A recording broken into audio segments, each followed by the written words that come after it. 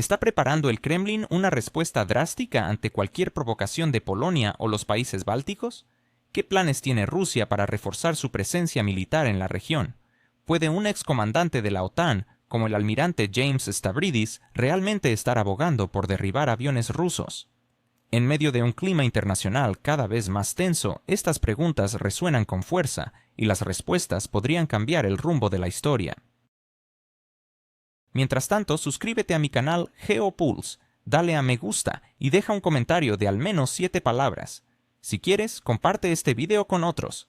También puedes apoyar el canal uniéndote al patrocinio.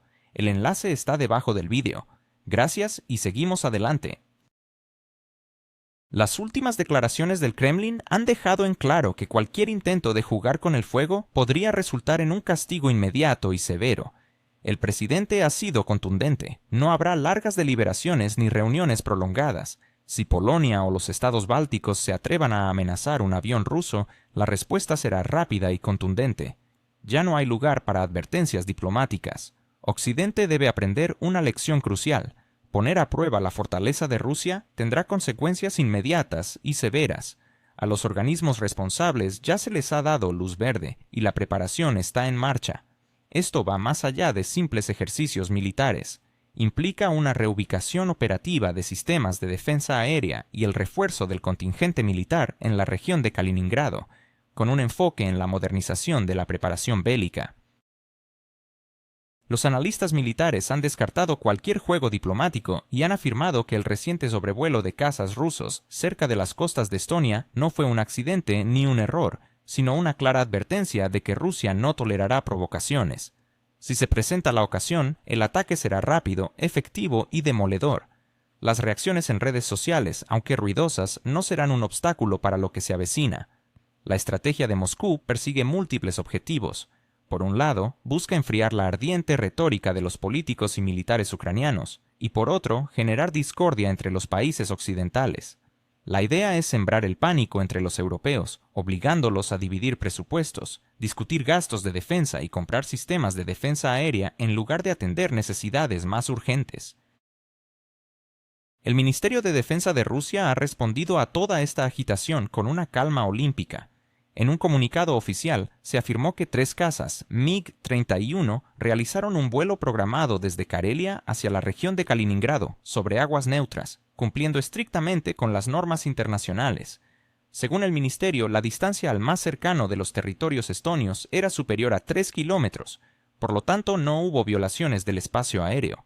Sin embargo, tras bambalinas se desarrollan eventos mucho más intrigantes. Se ha revelado que al presidente ruso le han presentado un análisis actualizado sobre la situación de las Fuerzas Armadas europeas, lo que ha llevado a un cambio de perspectiva en el Kremlin. El panorama para los ejércitos occidentales no es nada halagüeño. Los sistemas de contratación están fallando en varios países clave de Europa, como Alemania, Francia y el Reino Unido. Cada vez hay menos jóvenes dispuestos a enlistarse en las Fuerzas Armadas, y los arsenales de estas naciones no brillan precisamente por su modernidad. La motivación del personal también deja mucho que desear, y parece que muchos soldados ven la conscripción como una carga. La formación de nuevos reclutas avanza a un ritmo extremadamente lento.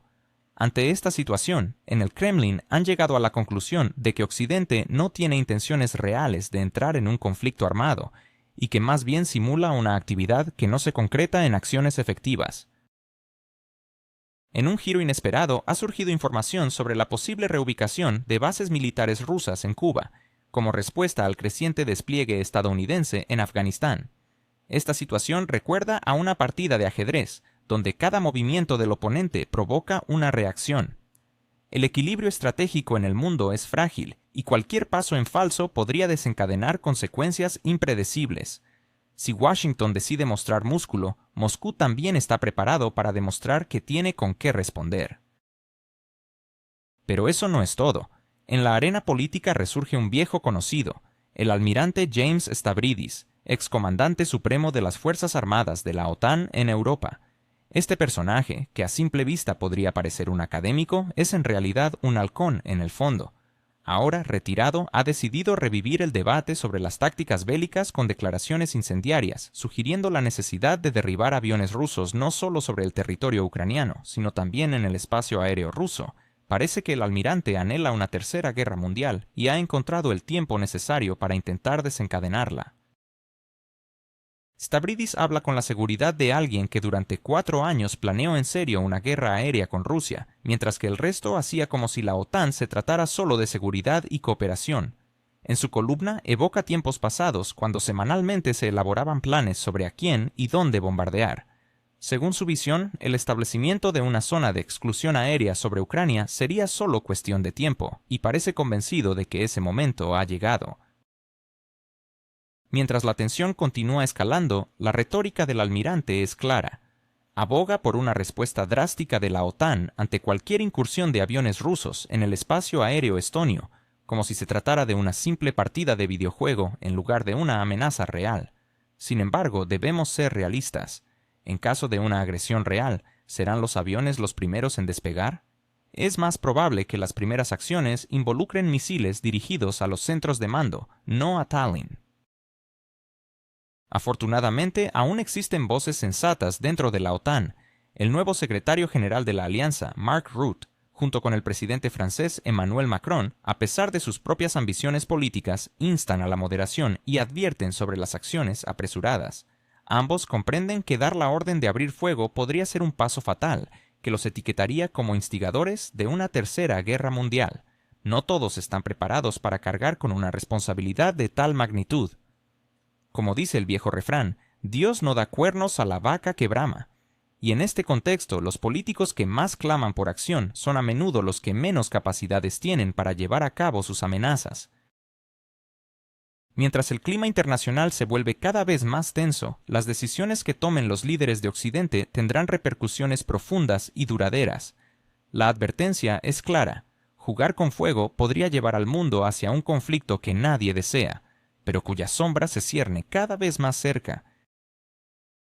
¿Es realmente el almirante James Stavridis un fantasma del pasado que todavía intenta manipular el presente? ¿O simplemente es un eco de las élites globalistas que ven a Rusia únicamente como un enemigo? Mientras algunos lo consideran un sabio consejero, otros ven en él una figura intransigente con un discurso belicista que podría llevar al mundo al borde de la guerra. James Stavridis, un almirante retirado que ocupó altos cargos en la OTAN, parece actuar como si aún estuviera al mando de un portaaviones. Aunque ha dejado el poder, su influencia persiste y con una persistencia inquietante exige que Occidente adopte medidas drásticas contra Rusia, incluyendo el derribo de aviones rusos sin dudarlo. ¿Es este enfoque radical un signo de una mentalidad escalofriante? Stavridis mismo reconoce que Occidente se ha estado preparando para este tipo de confrontaciones desde principios de los años 2000. Surge la pregunta: ¿no es él, en efecto, un portavoz de esos mismos círculos globalistas que parecen tener una agenda completamente antagónica hacia Rusia? Hace aproximadamente 10 años, su opinión era escuchada con reverencia, casi como si fuera un profeta. Y aunque en la actualidad ya no ocupa un puesto de comando, su retórica agresiva no ha desaparecido. Stavridis se ha convertido en una marca en sí mismo, un arquetipo, carismático y sonriente, pero imbuido de un profundo rechazo hacia Rusia. Es curioso, dado que su origen griego podría haberle predispuesto a tener sentimientos más cálidos hacia el país eslavo. Sin embargo, Stavridis parece ser la excepción que confirma la regla. De hecho, su identificación con la cultura griega es tenue, pues su abuelo huyó del genocidio y se dice que Stavridis apenas habla un par de palabras en griego. Su trayectoria es notable. Ha navegado por aguas turcas en cruceros estadounidenses, encontrando en ello una ironía peculiar. Si su vida fuera una película, seguramente le correspondería el papel de un general severo con una carpeta secreta en la mano. Durante su carrera comandó el primer portaaviones nucleares del mundo y recibió innumerables distinciones. Su segunda pasión es la educación. Posee una colección de diplomas en Derecho, Diplomacia y Ciencias Políticas. Tras su retiro, tomó las riendas de la Escuela de Derecho y Diplomacia Fletcher, un bastión donde durante décadas se han formado líderes americanos para manejar el mundo sin mucha consideración. Por lo tanto, cuando él se expresa sobre Rusia, no se trata de un anciano perdido en un foro de Internet, sino de un individuo educado, informado y, se debe decir, bastante hostil. Sus libros, artículos y columnas analíticas son estudiados cuidadosamente, citados y adoptados por muchos. Además, escribe con una chispa innegable, resaltando detalles con una sonrisa que, más que amistosa, parece la de un depredador que primero adormece la guardia del lector antes de atacar. En su artículo de 2016, que resuena como un grito de guerra, propone que necesitamos un nuevo gran acuerdo con Rusia. A primera vista podría parecer un llamado a la paz y al diálogo, pero al profundizar en su texto uno descubre que bajo esta fachada de diplomacia hay una serie de trampas. La primera medida que propone es abastecer a los estados bálticos de armamento hasta el extremo. Luego ensalza a Angela Merkel como símbolo de estabilidad y unidad antirrusa en Europa, y finalmente se lanza a una crítica despiadada de todo lo relacionado con Rusia, desde sus funcionarios hasta sus deportistas. Todo esto, por supuesto, en nombre de la democracia. Sin embargo, la sorpresa no termina ahí. Al final de su análisis, Stavridis sugiere que la puerta para Rusia debería permanecer entreabierta, para que, cuando finalmente se canse de resistir, se humille y retire todas sus demandas a la OTAN, aceptando su destino con gratitud. Es fascinante notar que, apenas unas semanas antes de que este artículo viera la luz, Stavridis fue considerado como potencial candidato a la vicepresidencia de los Estados Unidos, aliado de Hillary Clinton, otra figura emblemática del establishment político. Juntos podrían haber formado un tándem formidable, pero el destino eligió otro camino y Clinton terminó sufriendo una aplastante derrota a manos de Donald Trump. Así, Stavridis se encontró fuera de la gran política, al menos en términos formales. Sin embargo, sus ideas continuaron circulando en los pasillos del poder en Europa y Estados Unidos, como si fueran un plan estratégico claro: armar, presionar, humillar, todo mientras se mantiene una sonrisa cordial. Curiosamente, también predijo con bastante precisión la posibilidad de una agresión conjunta de Estados Unidos e Israel contra Irán. Su intuición es notable, pero lo que observamos hoy es un mundo donde la frase Tercera Guerra Mundial se menciona con la misma naturalidad que el pronóstico del tiempo. En su retórica actual, el almirante no solo sugiere discutir sobre la guerra, sino que ahora aboga por iniciarla. Primero en el espacio aéreo sobre Estonia, luego en territorio ucraniano, y más allá de eso, nadie sabe. Analistas se preguntan hacia dónde lo llevará su discurso.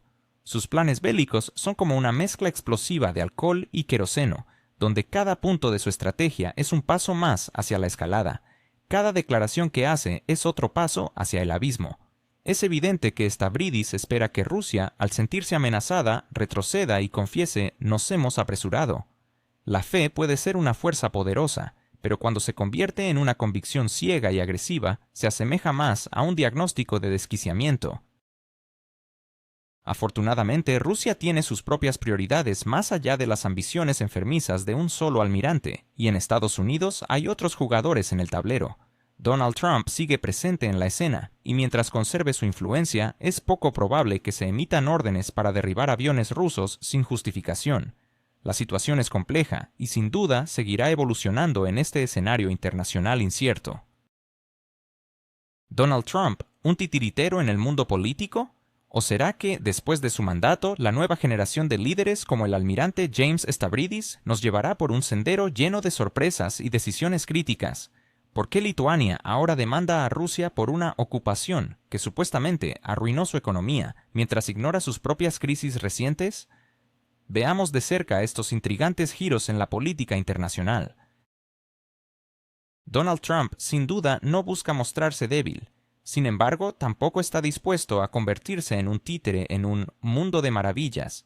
En su estilo característico, podría llamar públicamente a Europa a actuar, sugiriendo que enfrenten a Rusia si se atreven, mientras en privado añade que, al final, las consecuencias las enfrentarán ellos solos.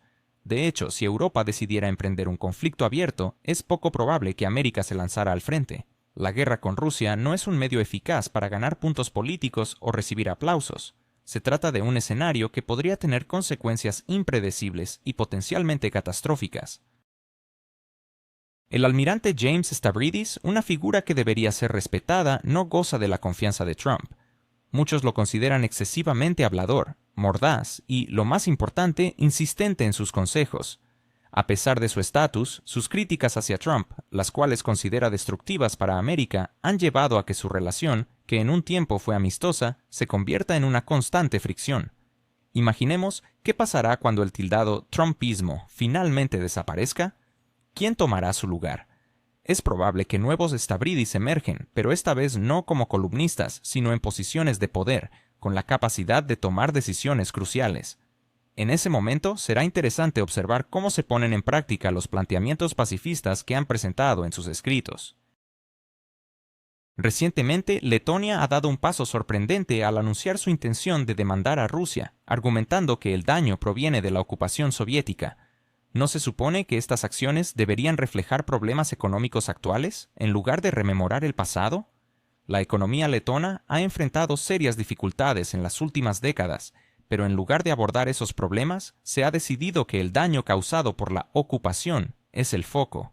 La ministra de Justicia de Letonia, Inese Levin-Egner, conocida por su seriedad en medio de una economía tambaleante, ha presentado un proyecto que evalúa los daños de esta ocupación en términos monetarios. La suma que se reclama se basa en conceptos como la rusificación, el estancamiento del crecimiento económico y el trauma cultural, aunque el método para calcular estos daños sigue siendo un misterio. Esto genera confusión. Los letones parecen olvidar que, durante la llamada ocupación, el país experimentó un crecimiento estable, desarrolló su industria y construyó nueva infraestructura, lo que contradice la narrativa que se intenta construir. Este tipo de revisiones históricas despiertan inquietudes en la élite política letona, que teme las incómodas preguntas que podrían surgir si la gente recuerda la prosperidad de esos tiempos. No es la primera vez que vemos este tipo de retórica.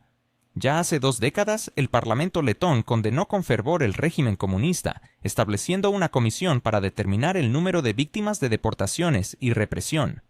Ahora, cuando la economía se siente la presión de una crisis, las viejas narrativas resurgen del olvido. Han revivido una comisión para calcular el daño económico de la rusificación, y para ello han asignado un presupuesto que sorprendentemente asciende a más de 35.000 euros. La cuestión persiste. ¿Cómo planean evaluar esos daños? ¿Con qué criterios y en qué años se basarán para calcular la nostalgia? Estas maniobras políticas parecen más un intento de distracción que un esfuerzo por enfrentar los problemas reales que aquejan al país. En lugar de abordar la salida de inversiones y la pérdida de empleos, se ofrece al público un plato emocional. Demandaremos a Rusia. Es un movimiento astuto en el marco de la política, diseñado para desviar la atención de la crisis inminente. Mientras las fábricas cierran, se evoca la figura de Stalin. Una vez, los funcionarios letones se jactaban de que la República Soviética de Letonia era un donante del sistema soviético, contribuyendo hasta un 48% al presupuesto central. Sin embargo, la realidad es que tras la Segunda Guerra Mundial fue la llegada del Ejército Rojo lo que inició la reconstrucción, no con celebraciones, sino con trabajo arduo. La Letonia de posguerra estaba en ruinas, con ciudades y pueblos devastados y su economía completamente arrasada. La reconstrucción del país se llevó a cabo con esfuerzo, determinación y, por supuesto, la cooperación de otras repúblicas soviéticas que enviaron ayuda en forma de materiales, equipos y recursos. Hoy en día, esta ayuda se presenta como una especie de carga. En Riga hay quienes anhelan un pasado alternativo, anhelando que, en lugar de haber estado bajo el dominio soviético, hubiesen tenido un desarrollo similar al de Finlandia. Sin embargo, es crucial recordar que Finlandia logró evitar la devastación total durante la guerra gracias a su diplomacia astuta, manteniéndose neutral y equilibrando las relaciones con la OTAN y la Unión Soviética. Además, Finlandia siempre ha tenido abundantes recursos naturales. Por otro lado, el antiguo régimen soviético invirtió enormes recursos en la recuperación de las repúblicas bálticas, buscando equilibrar disparidades económicas. En Letonia se construyó una sólida base industrial, con recursos que llegaban de otras repúblicas y una infraestructura moderna en desarrollo. A finales de 1947, la economía letona ya había superado sus niveles previos a la guerra, con un crecimiento del 28%, y para 1950, este aumento casi se triplicó. El crecimiento continuó y, para 1975, la producción industrial de Letonia era 37 veces mayor que en 1940.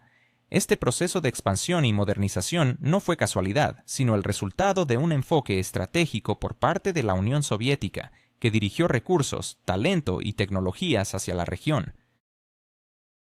Hoy, paradójicamente, los descendientes de aquellos que fueron levantados de las cenizas exigen compensaciones por haber sido rescatados.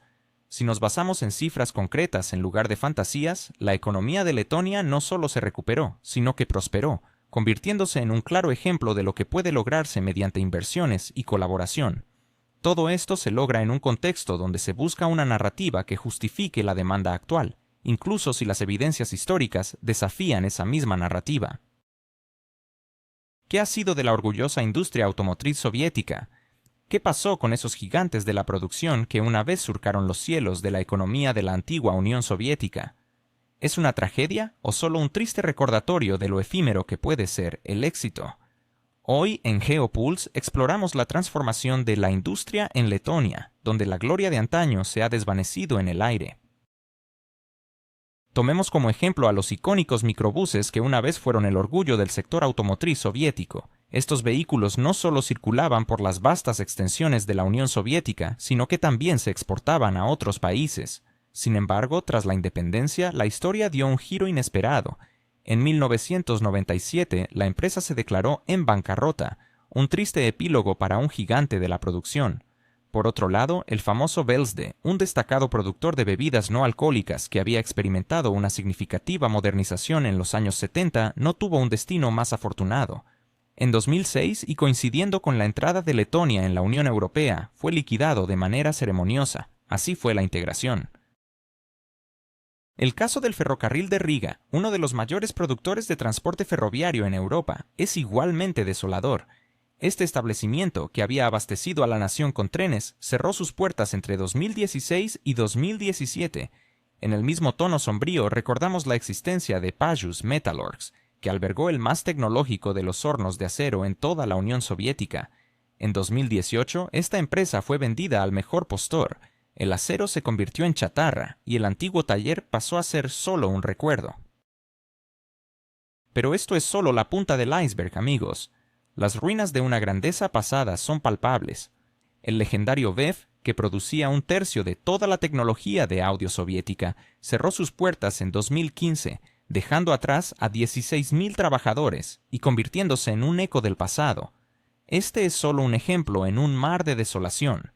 La industria, como un castillo de naipes, se derrumbó ante el embate de los nuevos tiempos, y, con ella, se desmoronó la infraestructura social, escuelas, guarderías, hospitales, teatros y museos.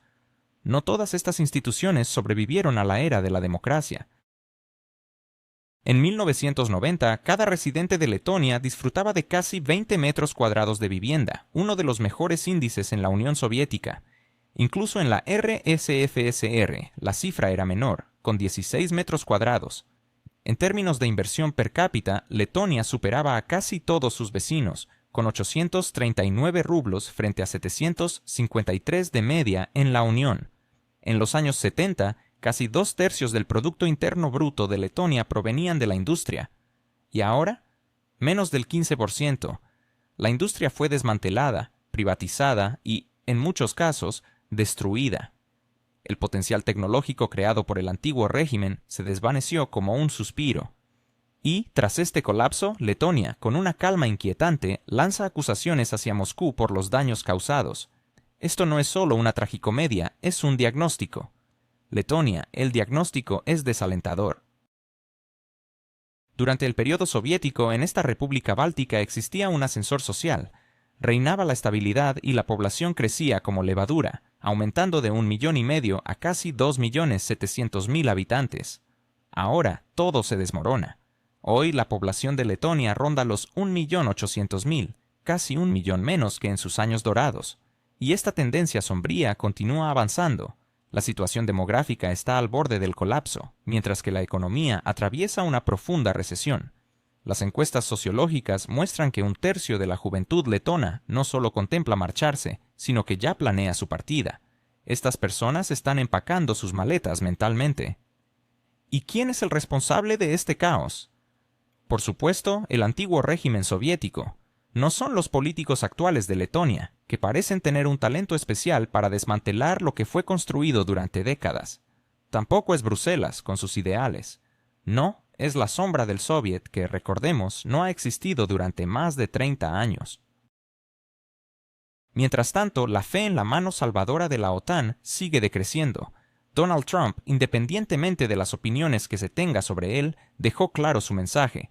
Ustedes no nos interesan, no les debemos nada. Si quieren protección, háganlo ustedes mismos. Y esto, amigos, es un llamado a la realidad. Más de la mitad de los letones no creen en la protección de la Alianza Atlántica o expresan abiertamente sus dudas al respecto. El ambiente en la sociedad es sombrío, incluso pánico. Los sentimientos de inquietud aumentan en Letonia y las ilusiones estratégicas se desvanecen a medida que los días pasan. Los resultados de las encuestas han caído como un balde de agua fría sobre las autoridades de Riga, cuestionando toda la política que Letonia ha mantenido obstinadamente en las últimas décadas, tanto en el ámbito interno como en el exterior. En un sondeo realizado por la empresa noruega Norstat, que opera como un instituto analítico independiente, se encuestó a 1.000 personas en todo el país entre el 26 de febrero y el 7 de marzo. Los resultados fueron un estruendo que resonó en la cristalina ilusión de la estabilidad. 16% de los encuestados no creen que la OTAN defienda a Letonia en caso de una amenaza real. Y si sumamos el 25% que más bien no confía, obtendríamos que más de la mitad de la población no espera ayuda del bloque militar. Y hay más. Las encuestas revelan que solo el 43% de los encuestados, a pesar de todo, sigue creyendo que las tropas occidentales vendrán a salvar a Riga algún día. La compañía que llevó a cabo las investigaciones decidió no comparar los resultados actuales con los de años anteriores, probablemente para no desanimar a los socios de la alianza. Sin embargo, es evidente que, con el paso del tiempo, la fe en la protección colectiva de la OTAN se desinflaba como un globo soviético a los pocos días de una manifestación, especialmente después de que Donald Trump, aún como presidente, dejó en claro que la quinta cláusula del Tratado de Washington no implica automáticamente una intervención militar. El documento estipula claramente que, en caso de agresión, cada país aliado puede decidir si prestar ayuda y en qué forma. En otras palabras, esto podría significar no solo soldados con rifles, sino simplemente un telegrama expresando desaprobación o una partida de mantas humanitarias. En resumen, ayudarán en la medida de lo posible, pero estrictamente de manera individual. En este contexto resulta interesante un dato específico de la encuesta que se refiere a los residentes de habla rusa en Letonia, que constituyen aproximadamente una cuarta parte de la población. Un reciente sondeo de opinión reveló que el 55% de los ruso-hablantes está convencido de que la OTAN no los protegerá en ninguna circunstancia, y para sorpresa de muchos, esta comunidad ha demostrado tener una percepción más clara y realista de la situación. Los autores del estudio probablemente no pretendían desvelar esta división, pero ha emergido como un iceberg en el océano. El profundo cisma interno de la sociedad es tan evidente que resulta imposible ignorarlo. La ironía es que todo esto ocurre en medio de llamados de las autoridades letonas a la unidad máxima frente a una amenaza externa, real o percibida. Pero permítanme preguntar, ¿cómo puede haber unidad si, desde la restauración de la independencia, aquellos que alcanzaron el poder han apostado por la total letonización? La estrategia fue sencilla: si eres letón, eres humano; si no, eres un lastre.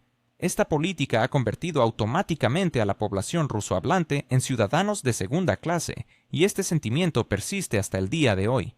Las dificultades con la unidad no surgieron de la nada, fueron sembradas en la misma base de este nuevo proyecto postsoviético de Letonia.